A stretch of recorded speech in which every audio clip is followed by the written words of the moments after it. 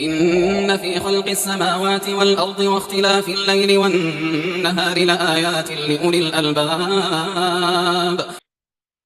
Saya selanjutnya izin bertanya, jika ada seorang wanita sudah menikah dan ada perintah dari suami dan bapak si wanita di waktu yang sama, yang harus ditaati kemana?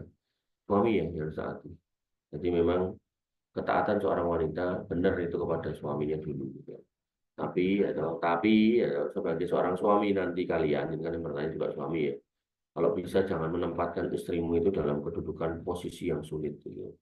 Ya, pokoknya kalau bisa tuh jangan disuruh milih. Gitu. Walaupun nanti dia harus milih kamu sebagai suami, tapi tentu di hatinya itu ada rasa sedih ketika tidak bisa mewujudkan yang diminta atau yang diharapkan dari orang tuanya. Ya, makanya saya istri saya itu nggak pernah gitu. Kok ikut begini dengan aku atau nih bu juga. Saya lebih senang kalau kemudian itu menjadi panggilan dirinya sendiri daripada saya yang ngatur. Contoh maksudnya gini loh, ketika saya misalnya pengen istri saya itu ketemu sama ibu saya gitu kan, bawa oleh-oleh gitu. Iso aja tak suruh, ayo Rono, kok kayak gitu gitu. Tapi yang saya lakukan nggak begitu. Yang saya lakukan, ya saya sering mengunjungi orang tuanya, saya bawakan apa yang bisa saya bawakan. Sampai akhirnya si istri saya ngomong, ayo ke tempat ibumu, ya, toh, bawakan ini dan itu. Nah, kondisi yang bisa didesain seperti itu insya Allah lebih baik, jauh lebih baik daripada kemudian ngongkon, nyuruh, dan akhirnya nggak balance gitu loh antara mertua dan orang tua. Karena gimana pun mertua kita itu ya orang tua kita saja. Orang tua dalam artian karena kita juga memegang anaknya gitu. Status kita sama si anak ini kan setara sebagai anak gitu.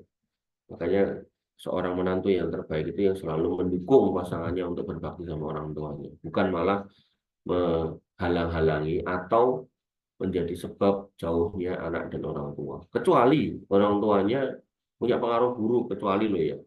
Misal orang tuanya maksiat, mabuk, ini ngajak anak mabuk, itu dijauhkan dulu nggak apa-apa. Tapi kalau orang tuanya baik-baik aja, nggak ada masalah gitu kan, tiba-tiba anaknya nggak boleh berkunjung dan seterusnya, ya, maka itu sebuah musibah. Makanya pernah ada seorang wanita bertanya sama saya, bukankah saya harus berbakti sama ibu saya, bapak sama suami saya? Saya jawab iya. Tapi sekarang bertanya aneh, ibumu anak lima wedok kabeh gitu loh. Nek kamu ngomong gitu terus ibumu sing ngurusi sopo gitu. Ya, maka harusnya ya toh, harusnya seorang laki-laki ketika mau menikahi seorang wanita harus dilihat struktur keluarganya seperti apa. Nah, emang jelas wedok kabeh, perempuan semua satu keluarga. Maka jangan meletakkan atau memposisikan ya kita sebagai orang yang satu-satunya harus didahulukan, melupakan orang tuanya. Kasihan kalau orang tuanya tinggal perempuan sendiri kan, tinggal si ibunya sendirian.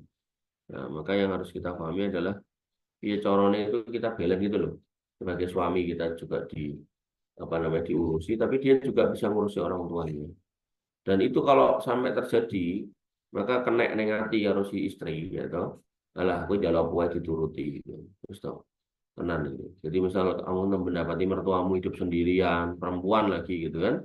Udah, jangan ragu ngomong sama istrimu, Dek, atau apalah bahasamu.